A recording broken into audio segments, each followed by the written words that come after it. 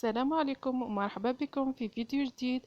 فيديو اليوم راح يكون كونفيتير بالعنب، بنين بزاف، نتمنى تجربوه مش راح تندموا.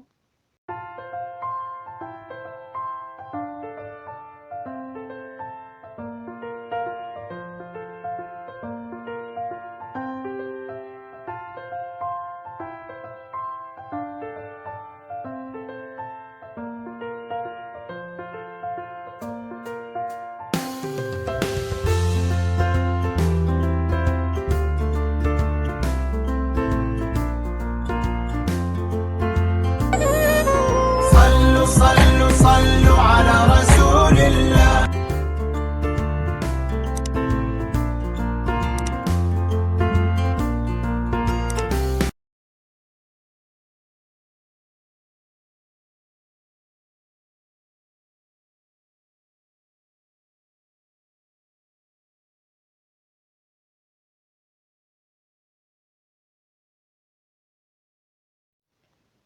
نبداو في التحضير. نجيبو كيلو عنب اللي كنت نحيتلو الاغصان نتاعو وغسلته مليح، ونجيب 2 كيسان ما، نحط عليه 2 كيسان ما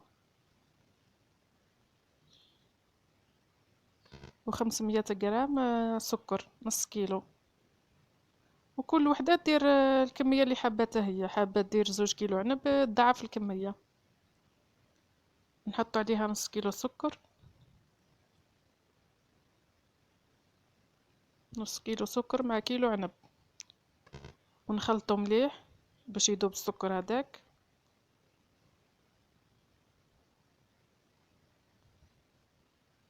نخلطو مليح ونخليه بجهه، كل خطره نروح نحرك باش يذوب السكر كما راكم تشوفوا. يعني في الكوزينه كل خطره نروح نحرك.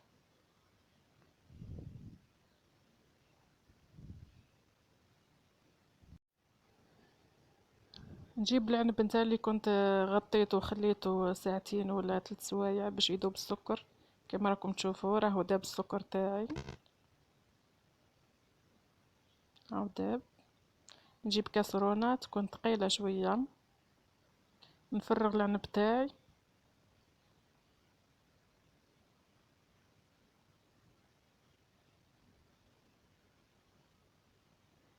ونزيد عليه نصف حبة قارص، عصير القارص، عصير الليمون، ونحطه على النار يغلي. كما يبدا يغلي راهو يدير الرغوه هذيك، نتخلص من الرغوه، نحي الرغوه هذيك بالمغرفه، على خاطر الرغوه هذه هي اللي تفسد الكونفيتير، تخليه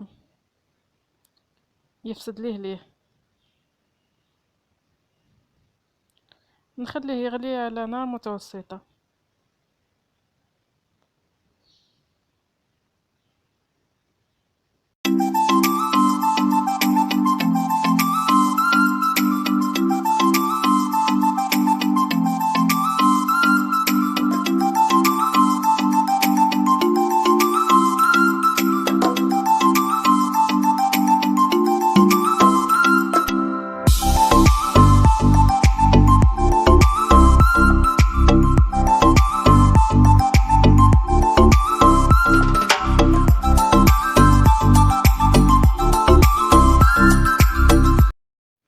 الكونفيتير تاعي راهو طاب، نعرفو بلي طاب كما يوصل للمرحله هذه، يدير رغاوي بزاف.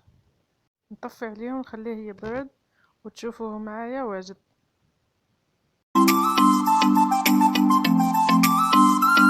الكونفيتير تاعي بعد ما وجد كما راكم تشوفوا جاي شهي.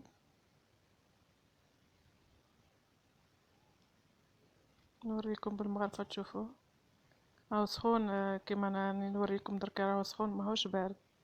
كي يبرد هو يعقد، يزيد يعقد شويه.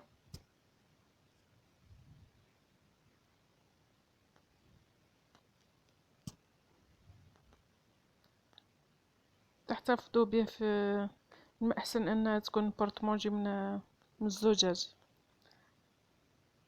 تعقموها مليح وتخبيو فيه، تحتفظوا به مدة شهر، تقدروا تحتفظوا به مدة شهر. ان شاء الله يكون عجبكم فيديو تاع اليوم، ما تنسوش تدعموني بالاعجاب والاشتراك، ومع السلامة.